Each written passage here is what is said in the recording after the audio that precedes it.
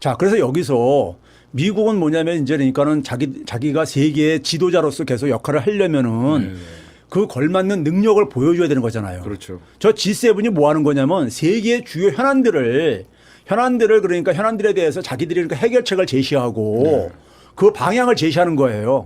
그걸 결국 유엔에서도 간철시키고 다 하는 겁니다. 자기들끼리 미리 사전적으로 이제 합의한 다음에 그렇죠? 그런데 그러면 세계 주요 현안에 대해서 뭔가 해법을 내놔야 되는 거잖아요. 내놔야 되는데 미국과 G7이 여기 대해서 해결할 수 없는 상황이 된 게 자, 예를 들어서 우리가 한미 정상회담에서 글로벌 백신 파트너십을 합의했잖아요. 그게 왜 그런 거겠어요? 코로나 재난은 전 세계적인 문제란 말이에요. 그렇죠. 지금 최대의 국제 현안이잖아요. 이걸 미국이 해결 능력을 보여줘야 되는 거예요. 왜 그러냐면 중국이 지금 거세게 도전해오고 있잖아요. 그렇죠. 어떤 도전하고 있습니까? 남미라든가 아프리카다 동남아에다 백신 공급해주면서 야, 미국은 못하지만 우리가 해야겠다고 하면서 이렇게 한단 말이에요. 그러니까 미국은 굉장히 그것이 거슬리고 자기가 전통적으로 해왔던 것을 지금 중국이 지금 하고 앉아있으니까 그렇죠? 그러면 그런 상황 속에서 미국은 뭐냐면 자기의 지도력을 발휘하려면은 이 백신 문제를 해결해야 되는 거예요. 근데 자기 혼자는 못하겠어. 근데 거기에 대한민국을 선택한 거야. 문재인 대통령이 가가지고 대한민국한테 백신 지원해달라고 한 게 아니라 우리 둘이 힘을 합쳐서 전 세계 백신 문제를 공급 문제를 해결하자. 전 세계를 구하자. 네, 이렇게 구한 거잖아요. 근데 그게 가능했던 게 뭐냐면은 미국이나 유럽은 백신 개발 능력을 갖고 있어요. 선진국 제약회사들이요. 근데 생산 능력은 대한민국이 세계 1, 2를 차지한단 말이에요. 그러니까 아무리 개발만 하면 뭐예요? 생산 능력이 없으면은 상품화 시켜야죠. 그렇죠. 그러니까 그걸 아무나 하는 게 아니에요. 그것도요. 그것도 웬만하면 후진국들은 못하죠. 그러니까요. 그래서 한국을 선택을 한 거야. 미래차와 관련해서 인공지능, 자율주행, 그리고 뭐 5G 통신이라든가 그다음에 거기에 이제 뭐 전기차는 뭐냐면 전기차를 만들려면은 배터리가 있어야 되고 그다음에 차량용 반도체가 필요하고 그렇죠. 이거 하는데 전기차를 지금 바이든도 스스로 표현했듯이 중국한테 밀리고 있어요. 미국이요. 밀리고 있어요. 어느 정도 밀리고 있냐면 제가 하나 자료를 보여드릴게요. 그거는 이거 봐보세요. 전기차 주도하는 중국, 미국이 오히려 이거 보시게 되면요. 그러니까 유럽 전체 국가죠. 이거는요.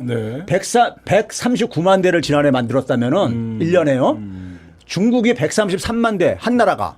전기차를? 예. 와, 우리 왜 몰랐을까? 미국이 32만 8천 대니까는 중국의 한 4분의 1뿐이 못 만드는 거야. 예? 미국이요. 그다음에 한국이 그 네 번째야. 5만 2천 대 만든고요. 예? 한국도 그러니까 전기차 생산 능력이 꽤 되는 거예요. 그렇죠. 그런데 팬데믹 상황에서 전기차 수요가 지금 폭발적으로 성장하고 있어요. 팬데믹인데도 불구하고 지난해 그러니까는 43%나 성장을 했어. 전기차 시장이요. 근데 이게 한 2025년까지 되게 되면 중국이 전 세계 절반 이상을 생산할 거라고 지금 예측하고 있어요. 예? 근데 미국은 지금 보게 되면 지난해 4% 성장 안 했어. 왜? 생산 능력이 안 되는 거예요. 배터리, 반도체 이런 게 안 돼가지고. 제조업이 붕괴돼서. 예. 아니, 이게 그만큼 뒤처진 거야. 이 4차 산업혁명과 관련해서. 미래 산업과 관련해서요. 그러니까. 그래서 이번에 갔을 때 막 우리 기업인들한테 막 그렇죠. 우리 뭐 조중동은 뭐 얼마 주고 백신 뭐 몇 개 얻어왔다 그러는데 그게 아니라 미국이 절박해서 그렇죠. 요구를 했고 우리나라가 그래 딱 보니까 그래 투자해 줄게 이게 된 거구나. 그렇죠. 그러니까 미국인 지금 만약 중국이 주도하고 있는 미래차와 관련해서 특히 전기차를 중심으로 해서 미래차와 관련해서 중국의 추격이라든가 중국이 앞서고 있는 분야도 있고 이걸 빨리 그러니까 해결을 해야 되는 거예요. 이 압박을. 근데 그 파트너가 우리나라고. 근데 그 속에서 저기 저 한번 봐보세요. 선택할 수 있는 나라가 누가 있겠는가. 우리나라는 배터리도 전 세계 1위거든요. 그러니까 저기 전기차 생산 능력도 있는데 배터리하고 기술도 그다음에 반도체 차량용 반도체 이게 그렇죠. 삼성전자가 있고 SK하이닉스, LG전자들이 있잖아요. 그러니까는 선택을 한 거야. 자기들이 그러니까는 지금 중국 전기차를 쫓아가려면은 예?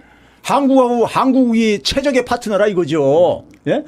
저기 보시면 일본은 한국에 그러니까 거의 절반 정도뿐이 안 되잖아. 전기차 생산 능력이. 자, 그런데 이제 이 상황 속에 이러다 보니까는 거기다 또 한 가지 뭐냐면은 G20이라는 게 있는데 G20에는 중국도 들어와 있잖아요. 그렇죠.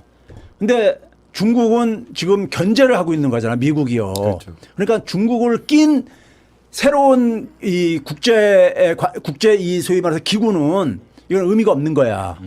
제가 사사건건 제하고 충돌할 테니까 안 해서. 그러니까 중국을 빼면서 바로 그 동시에 G7.